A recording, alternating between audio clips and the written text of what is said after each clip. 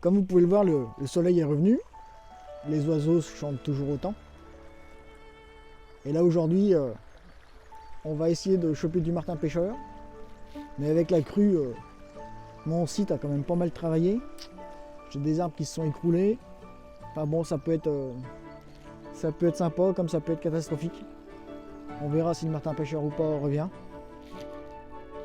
Et en attendant, je vais monter la tente pour tester la tente en grandeur réelle. Et puis vous donner à la fin mon ressenti par rapport à l'utilisation de la tente.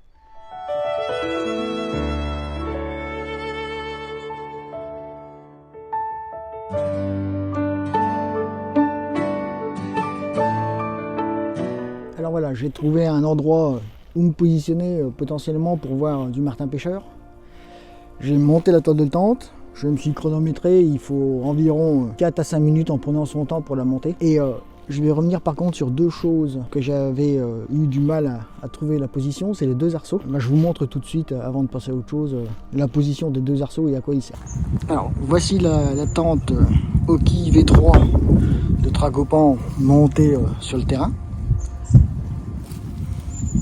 Et les deux arceaux. Donc le premier arceau, contrairement à ce que j'ai dit dans la dernière vidéo, se monte bien ici, sur le tunnel. Il donne la forme géométrique du tunnel. Et c'est vrai que, comme vous allez pouvoir le constater tout à l'heure, pour avoir essayé ce matin dans mon jardin, on a quand même pas mal d'espace à l'intérieur. Les jambes sont assez libres.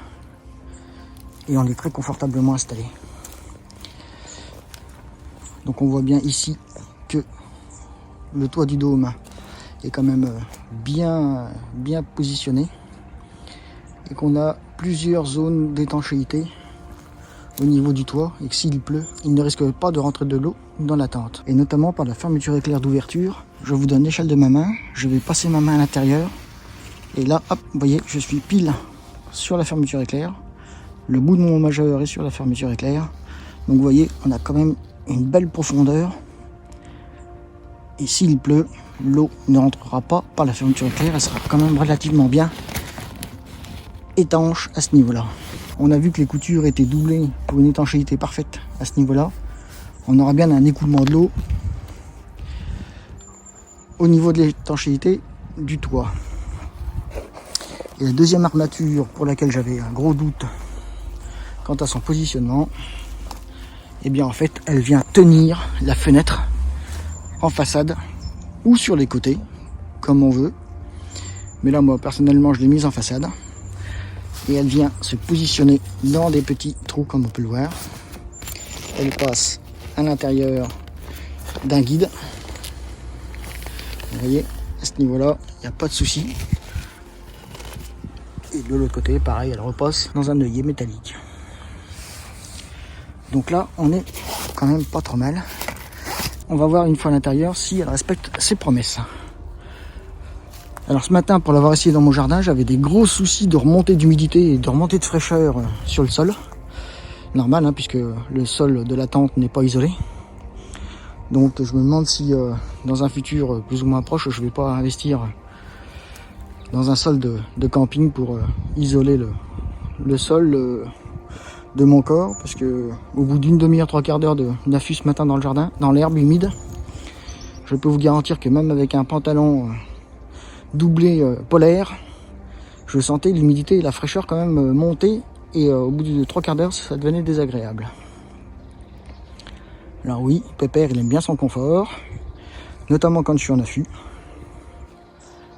Et bien écoutez, maintenant on va ouvrir la tente et s'installer à l'intérieur. Petit retour sur l'ouverture de la fermeture éclair, on peut voir que même à ce niveau là, la fermeture est doublée et qu'il n'y a aucun risque d'infiltration d'eau de pluie sur la fermeture éclair, parce qu'on voit bien que, encore une fois, là on a un recouvrement de presque 5 cm au niveau de la fermeture éclair. Donc là, pas de souci à avoir au niveau de l'étanchéité, même à ce niveau là. Alors une fois à l'intérieur de la tente, voilà un petit peu le panorama qu'on a. Personnellement, bon, je suis assez petit, hein.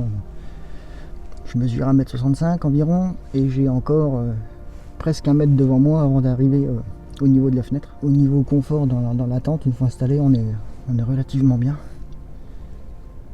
Je pense que le revêtement thermique Il doit quand même pas mal protéger du soleil. On verra cet été ce que ça donne.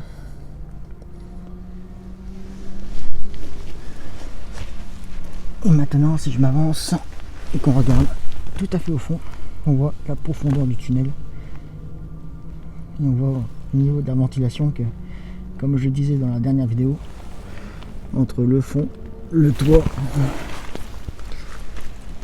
et les fenêtres sur les côtés et en façade, on a quand même une assez bonne ventilation. Et on a quand même une belle vue à 180 degrés si on ouvre les fenêtres latérales. Après 1h30 d'affût, il est temps de faire un premier bilan. Alors effectivement, je vous confirme que au niveau des aérations, la tente est bien ventilée, il n'y aura pas de problème d'humidité.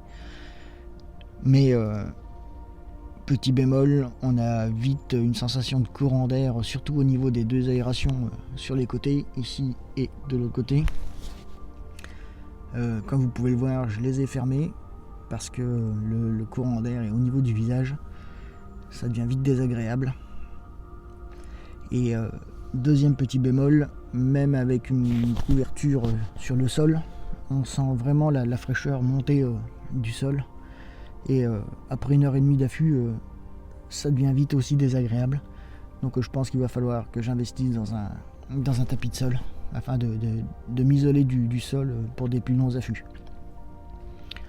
Mais ceci dit, après 1h30 passée dans la tente, on est bien.